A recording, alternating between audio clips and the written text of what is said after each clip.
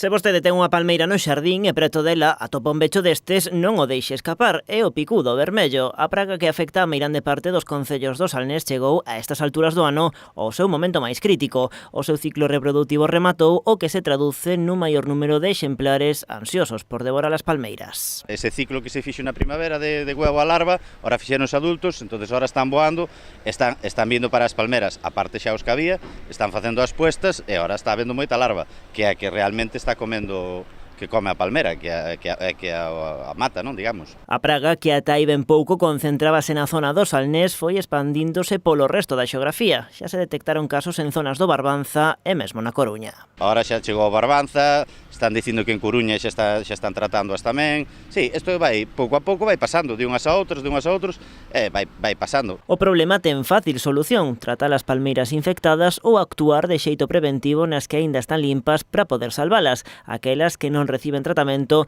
converteránse nos niños de futuras colonias de picudos. Está habendo ainda moitas palmeras que non se tratan, esas digamos que son as que están facendo de foco de infección ás outras, porque non as tratas, elas fan todo o ciclo aí, crían, poñen as larvas, fanse adultos e daí salen para as outras. Entón a ti non se queda máis remedio que estar tratando preventiva e curativamente, porque non sabemos se canto tempo vai a durar a presión da plaga, pero en principio, bastante tempo. Outra técnica para erradicar o picudo pasa pola instalación destas trampas. Están cheas de feromonas que atraen os insectos ata caer no seu interior.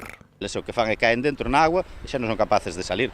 Entón é unha maneira de que todos cantos collas nas trampas os saques das palmeras. En concellos como Sanxenxo, ademais de aplicar tratamentos sobre as súas palmeiras, están xa a instalar trampas de captura masiva.